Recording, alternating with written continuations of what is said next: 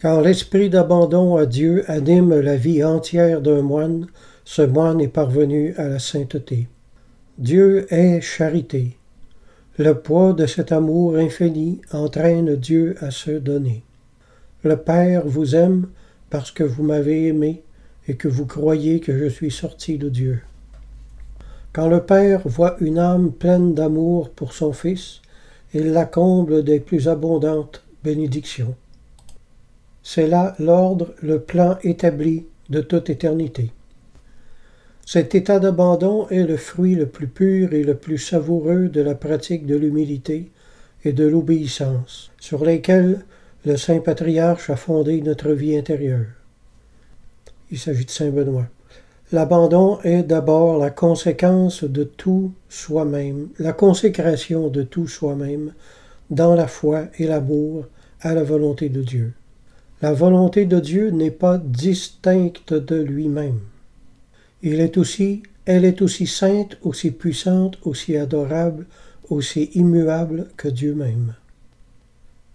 Quelle doit être l'attitude de l'âme aimante en face de cette volonté?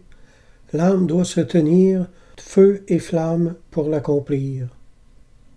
Ni un iota, ni une lettre de la loi ne demeurera sans être accompli, dit l'Écriture.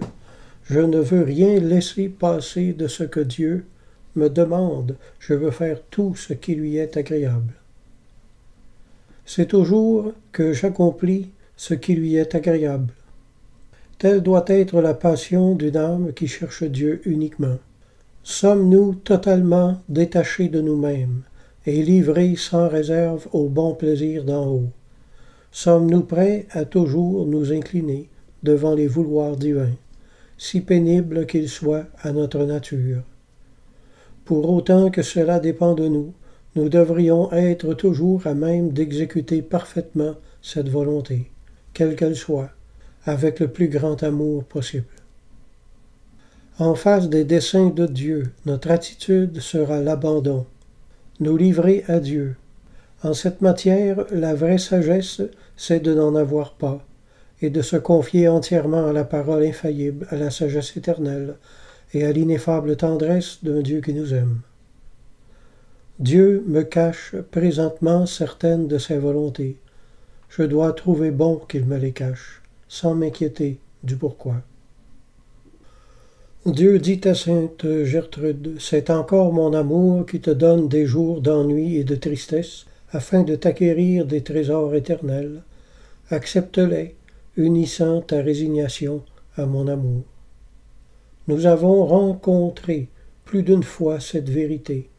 Il y a une somme de souffrances, d'humiliations, de peines que Dieu a prévues pour les membres du corps mystique du Christ, afin de compléter à ce qui manque à la passion de son Fils.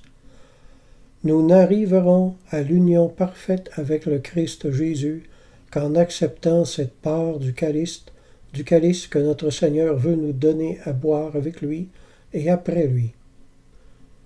Me voici, ô Père, j'ai placé dans mon cœur cette loi de la souffrance et je l'accepte par amour pour vous. Si nous pouvions toujours nous maintenir dans ces conditions intérieures, de ne pas nous arrêter aux causes secondes, ne pas nous demander avec murmure dans les contrariétés et les contradictions, pourquoi cela se produit-il, pourquoi agit-on avec moi de telle façon, etc., mais nous élever vers cette volonté suprême qui permet tout, et sans la permission de laquelle rien n'arrive. Si nous pouvions toujours regarder au-dessus des créatures, le cœur en haut, pour voir seulement Dieu, nous abandonner à lui, nous demeurions constamment dans la paix. La bienheureuse Bonomo, je dis au Seigneur, tout est à vous, je ne veux pas me troubler, je laisse passer tout, comme passe l'eau qui revient à la mer. Si les choses sont de Dieu, je les retourne à Dieu aussitôt. Et moi, je vis dans la paix. Si je suis tenté, je me remets à Dieu, et j'attends son aide et sa lumière. Et ainsi tout se passe bien, car je ne sais ce que c'est que trouble en moi, parce que tout est amour, et je ne crains qu'une seule chose, mourir sans souffrir. Ne nous effrayons donc jamais des souffrances, des humiliations, des tentations, des désolations qui nous accablent. Tâchons de supporter Dieu. Sostino Dominum, c'est-à-dire d'accepter tout, mais absolument tout, ce qu'il voudra de nous. Le Père est le vigneron qui émonde de la vigne, afin de lui faire produire plus de fruits. Il veut élargir notre capacité. Il veut nous faire toucher du doigt notre faiblesse, notre insuffisance, afin que, convaincus de notre impuissance à prier, à travailler, à avancer, nous mettions toute notre confiance en lui. Demeurons seulement dociles, généreux, fidèles. Viendra l'heure où, après avoir produit en nous le vide de nous-mêmes, Dieu nous comblera de toute sa propre plénitude.